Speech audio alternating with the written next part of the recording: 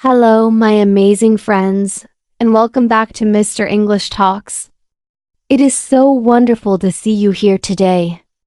We're going to dive into a skill that is so simple, yet so rare.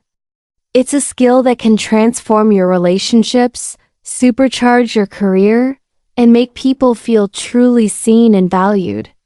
What is this magical skill? It's the art of being a good listener. Now I know what you might be thinking. Mr. English, I know how to listen. I have ears. But my friend, there is a vast difference between hearing the words someone is saying and truly listening to the meaning behind them. Today, we are going to unlock the secret to becoming not just a good listener, but a great one. This isn't about technique. It's about connection. So, if you're ready to become someone people love to talk to, someone who understands deeply, you are in the right place. Let's begin. I want you to think about two different people in your life. The first person is someone you talk to, and while you're speaking, you can see their eyes glazing over. They're looking at their phone, they're glancing around the room, and you can just tell they're just waiting for their turn to talk. They're not listening to understand. They're listening to reply. How does that make you feel? Invisible? Unimportant? Now think about the second person. When you talk to this person, they make you feel like you are the only person in the world. They look you in the eye, they nod, they make you feel safe. And after talking to them, you feel lighter, understood, and valued. What is the difference between these two people? It's not their IQ. It's not their wealth. It's their ability to listen. The secret to becoming that second person, the one everyone cherishes, lies in three powerful habits. Habit number 1. Be fully present. The gift of your attention. This is the foundation. In a world of 1,000 distractions, the most valuable gift you can give someone is your undivided, focused attention. Think of your attention like a spotlight. When you're with someone, is your spotlight shining brightly on them? Or is it flickering around to your phone, to the TV, to other people, to the thoughts in your own head? Being present means you consciously bring that spotlight back and you aim it directly at the person in front of you. This means putting your phone away, and I mean out of sight, not just face down. It means making eye contact. It means noticing their body language, the tone of their voice, the emotions behind their words. The action step for this habit is what I call the empty your hands rule. Before an important conversation, physically empty your hands. Put down your phone. Close your laptop. Turn off the TV. This physical act sends a powerful message to your own brain. Right now. Nothing is more important than this person. Habit number 2. Listen to understand. Not to reply. This is the mental shift that changes everything. Most of us, when someone is talking, our brain is not focused on understanding their perspective. Our brain is busy formulating our own response, our own story, our own advice. We're like chess players, planning our next move while the other person is still taking their turn. This is listening to reply. The secret is to switch off that part of your brain. Your only job is to understand their world, to see the situation through their eyes, to understand what they are feeling and why.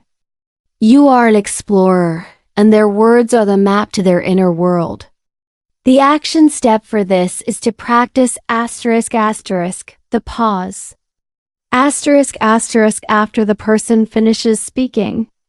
Instead of immediately jumping in with your response, force yourself to take a breath and pause for 2 full seconds. In that pause, ask yourself one simple question. What is the core feeling behind what they just said? Are they feeling sad? Angry? Scared? Excited? This 2-second pause does two miraculous things. It gives you time to actually process what they said, and it shows them that you are thinking deeply about their words, not just waiting to talk. Asterisk asterisk habit number 3. Use the magic of validation and open-ended questions. Asterisk asterisk. This is how you prove you are listening and encourage the person to open up even more. First, validation.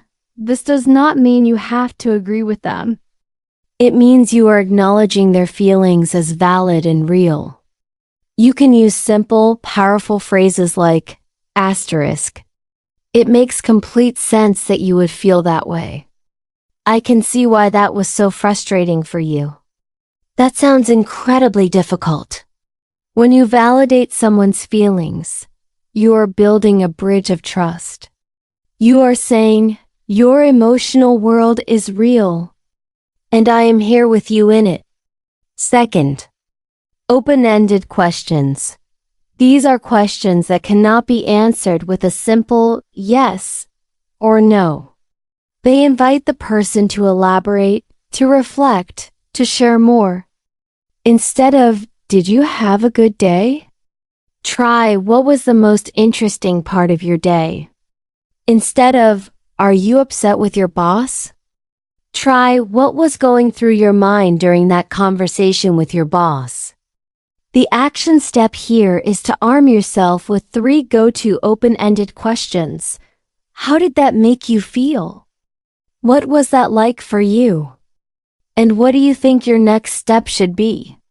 These questions are keys that unlock deeper levels of conversation. My dear friend, the secret to becoming a good listener is not a complex formula. It is a practice of profound human respect. It is about being present, seeking to understand, and validating the human being in front of you. When you do this, you are not just collecting information. You are collecting hearts. You are building trust. You are creating a safe space where real connection can happen. I want you to try this. In your next conversation with anyone, a coworker, your spouse, your child, practice just one of these habits. Give them the gift of your full presence. See how it changes the energy of the conversation. You will be amazed. I truly hope this talk has inspired you to become a master listener. If you believe that listening is an act of love, please let me know by hitting that like button. And share in the comments, which of these 3 habits do you think is the most challenging? I love reading your thoughts. And if you haven't already, please subscribe to the channel and click that bell icon so you don't miss any of our future journeys to becoming better, more connected human beings. Remember, the most interesting people are not the ones who talk the most. They're the ones who listen the most. Listen with your heart, and you will never be alone. This is Mr. English Talks signing off. Until next time, keep learning, keep growing, and keep listening. Truly listening. Take care.